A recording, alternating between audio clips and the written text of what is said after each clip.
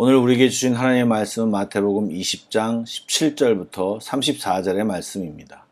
신약성경 33쪽입니다.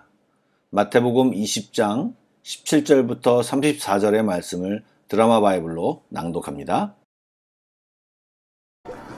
예수께서 예루살렘으로 올라가려 하실 때 12제자를 따로 들이시고 길에서 이르시되 보라, 우리가 예루살렘으로 올라가노니 인자가 대제사장들과 서기관들에게 넘겨지매 그들이 죽이기로 결의하고 이방인들에게 넘겨주어 그를 조롱하며 채찍질하며 십자가에 못 박게 할 것이나 제3일에 살아나리라. 그때 세베대의 아들의 어머니가 그 아들들 데리고 예수께 와서 절하며 무엇을 구하니 예수께서 이르시되 무엇을 원하느냐? 나의 이 두 아들을 주의 나라에서 하나는 주의 우편에 하나는 주의 좌편에 앉게 명하소서. 너희는 너희가 구하는 것을 알지 못하는도다. 내가 마시려는 잔을 너희가 마실 수 있느냐? 할 수 있나이다. 너희가 과연 내 잔을 마시려니와 내 좌우편에 앉는 것은 내가 주는 것이 아니라 내 아버지께서 누구를 위하여 예비하셨든지 그들이 얻을 것이니라. 열 제자가 듣고 그 두 형제에 대하여 분이 여기거늘 예수께서 제자들을 불러다가 이르시되 이방인의 집권자들이 그들을 임의로 주관하고 그 고관들이 그들에게 권세를 부리는 줄을 너희가 알거니와 너희 중에는 그렇지 않아야 하나니 너희 중에 누구든지 크고자 하는 자는 너희를 섬기는 자가 되고 너희 중에 누구든지 으뜸이 되고자 하는 자는 너희의 종이 되어야 하리라. 인자가 온 것은 섬김을 받으려 함이 아니라 도리어 섬기려 하고 자기 목숨을 많은 사람의 대속물로 주려 함이니라. 그들이 여리고에서 떠나갈 때 큰 무리가 예수를 따르더라. 맹인 두 사람이 길가에 앉았다가 예수께서 지나가신 담을 듣고 소리질러 이르되 주여, 우리를 불쌍히 여기소서. 다윗의 자손이여. 무리가 꾸짖어 잠잠하라 하되 더욱 소리질러 이르되 주여, 우리를 불쌍히 여기소서. 다윗의 자손이여. 예수께서 머물러 서서 그들을 불러 이르시되 너희에게 무엇을 하여 주기를 원하느냐? 주여, 우리의 눈뜨기를 원하나이다. 예수께서 불쌍히 여기사 그들의 눈을 만지시니 곧 보게 되어 그들이 예수를 따르니라.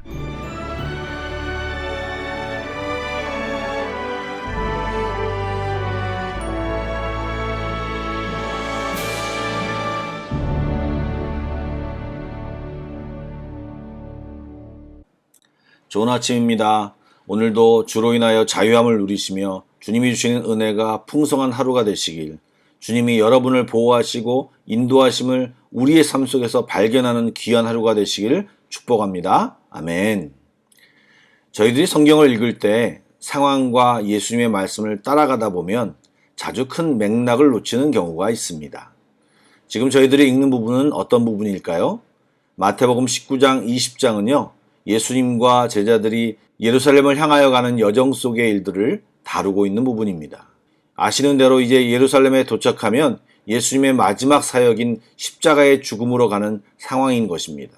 그래서 본문 17절부터 19절 말씀을 보시면 예수님께서는 12제자들에게 자신의 순환과 죽음에 대한 이야기를 세 번째로 드러내어 말씀하셨습니다.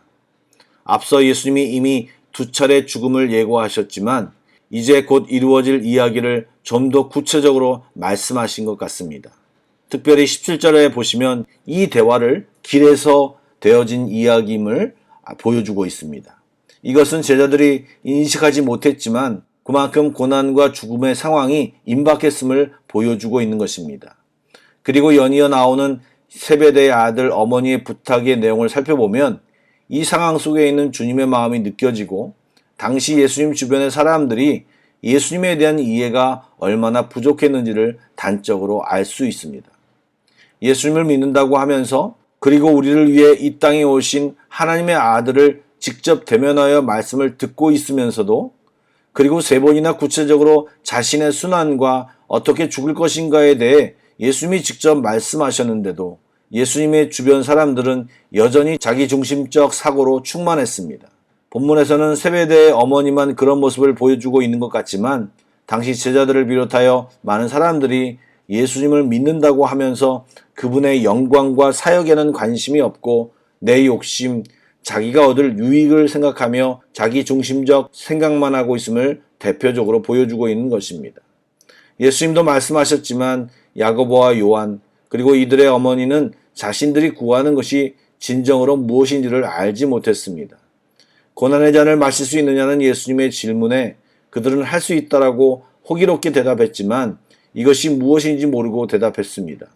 그럼에도 예수님은 그들이 그 잔을 마실 수 있다라고 인정해 주셨습니다. 아마도 지금은 그들이 알지 못하지만 또 처음에는 도망가겠지만 성령을 받은 뒤에 그들의 삶을 아셨기에 결국 그들도 고난의 잔을 감당하게 될 것을 알고 미리 말씀하여 주신 것입니다. 즉 주님이 그들의 수준으로 이해하고 용납하시고 말씀하신 것이지요. 우리는 이 부분을 읽으며 우리를 돌아봐야 할 것입니다. 우리 자신이 하나님의 뜻을 얼마나 알고 있나를 돌아볼 필요가 있는 것입니다. 당시 제자들과 예수님을 따라다녔던 무리들과 오늘날 신앙생활하고 있는 사람들을 비교해보면 우리가 알아야 할 것이 있습니다. 당시 제자들과 무리들은 유대인들로서 예수님과 함께 역사와 문화와 사회적 상황을 함께 공유했기 때문에 예수님의 말씀을 잘 이해할 수 있는 충분한 여건을 가지고 있었습니다. 또 주님과 대면하고 있기에 성경에 기록되지 않는 수많은 상황과 대화들을 했을 것이고 그것들을 통해 예수님과 함께하는 경험들이 풍부했을 것입니다.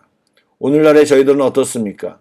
제자들의 증언과 더불어 걸출한 사도 바울의 서신서들 그리고 구약의 내용까지 일목요연하게 정리된 성경이 있습니다. 또한 주님께서 각자에게 붙여주신 성령님까지 함께 하십니다. 그런데 예수님이 계실 당시에나 지금이나 동일한 것은 우리들이 주님의 뜻을 잘 모르고 있고 심지어는 오늘 세베대의 아들 어머니처럼 인간적인 생각으로 행동하여 주님의 뜻과는 전혀 다른, 더 안타까운 것은 주님의 뜻과 정반대의 모습으로 서 있을 수도 있는 우리들이라는 것입니다. 이들이 주님이 하시고 계시는 일과 또 주님의 뜻을 정확히 알고 있었다면 이런 요청을 할 수도 없었을 것이고 주님이 말씀하시는 것처럼 높아지기보다는 크고자 하기보다는 섬기는 삶을 살았을 것입니다. 마찬가지입니다. 우리도 시간을 내어 주님을 더 많이 알아야 합니다. 또 성경을 읽고 배우고 묵상하면서 역사 가운데 행하신 일들을 보면서 주님의 뜻을 발견해야 합니다.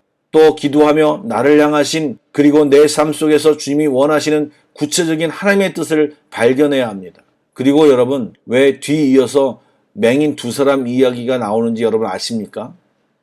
성경이 단순히 맹인 두 사람이 치유받은 이야기를 그냥 소개하는 것일까요?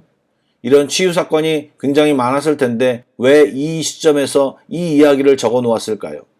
다른 복음서에는 다른 의미가 더 있을 수도 있지만 지금 마태의 구도 속에는 제자들의 눈이, 특별히 영적인 눈이 감겨져 있는 것을 말하고 있는 것입니다. 열왕기하 6장에 보면 엘리사와 게하시의 이야기가 나옵니다. 도단성을 포위하고 있는 아람 군대로 인해 벌벌 떨고 있는 엘리사의 사환 게하시와 그런 포위에도 전혀 무서워하지 않는 엘리사가 소개되고 있습니다. 그렇다면 게하시와 엘리사의 차이는 무엇일까요? 성경은 엘리사가 영적인 눈을 뜨고 있기에 자기를 보호하고 계시는 하나님의 군대를 보고 있었기 때문에 하나도 겁이 나지 않은 것이고 영적인 눈을 감고 있어서 아람 군대밖에 보이지 않았던 게하시는 무서워할 수밖에 없었다라고 말하고 있습니다. 이런 영적인 눈의 상태에 따라 우리의 신앙의 삶이 전혀 다르게 나타납니다. 얼마 전 살펴보았던 요한계시록에서 라오디게아 교인에게 주님이 뭐라고 말씀하셨습니까? 안약을 사서 너희의 벌거벗음을 보라고 말씀하셨습니다. 이것도 모두 같은 맥락의 이야기입니다. 사랑하는 성도 여러분, 그렇다면 우리가 어떻게 이런 영적인 눈을 뜰 수 있을까요? 짧게 직접적으로 말씀드리겠습니다. 말씀대로 살아봐야 합니다. 말씀에 순종하는 삶을 살아야 우리 안에 계신 성령님이 개입할 수 있고 일하실 수 있습니다. 내 생각과 내 판단으로만 살면 성령님이 우리 삶 속에 개입할 수 없습니다. 그러나 순종함으로 성령님이 우리의 삶에 개입하기 시작하면 점점 우리는 믿음의 눈과 영적인 눈을 뜰 수 있는 것입니다. 갓난아기가 엄마의 눈을 맞추기 시작하며 점점 목이 돌아가고 그리고 그 눈과 귀를 함께 사용하며 자라나듯이 흐릿하게 보이던 우리의 영적인 눈이 말씀과 기도로 또 성령님의 조명으로 확연해지고 확실히 보고 알게 되는 것입니다. 사랑하는 성도 여러분, 신앙생활하며 내 생각에, 내 판단에, 내 경험에 매몰되어 주님을 그렇게 바라보고 주님께 그렇게 요구하고 내 삶 속에서 말씀대로 순종함이 정말 없다면 죄송합니다. 극단적인 표현을 하면 우리는 하나님의 자녀가 아닐 수도 있는 것입니다. 믿음의 사람이면 점점 말씀에 순종하며 말씀의 능력과 영적인 눈이 떠짐으로 새 삶을 살게 되는 것입니다. 이것이 영적인 체험입니다. 오늘 기도하실 때 나의 감긴 이 영의 눈을 열어 주님의 기이한 일을 보게 해달라고 특별히 기도하시기 바랍니다. 주님이 우리 삶 가운데 베푸시는 새 일과 새 능력을 경험하는 우리 모두가 되길 주님의 이름으로 축복합니다. 아멘. 기도하시겠습니다. 사랑의 주님, 이 아침에도 주님의 이름을 높여드립니다. 반복해서 잊어버리기를 잘하고 계속해서 어린아이같이 불평과 불만을 일삼는 저희들을 용서하여 주시고 새로운 단계로 새로운 은혜의 세계로 나아가기를 몸부림치는 저희들이 되게 하여 주시옵소서. 내 생각과 내 가치관으로 주님을 보는 것이 아니라 성경적 가치관, 주님의 시각으로 바라보며 그 눈을 뜰 수 있도록, 그래서 주님과 함께 보고 함께 듣고 함께 경험하는 진짜 믿음 생활을 하게 하여 주시옵소서. 우리의 영의 눈을 떠서 주님을 바로 바라볼 수 있도록 주여 인도하여 주옵소서. 오늘 기도하는 시간에 주님 역사하여 주시옵소서. 예수님의 이름으로 기도드립니다. 아멘. 찬양 한 곡을 묵상하시고 합심 기도와 개인 기도로 나아가겠습니다.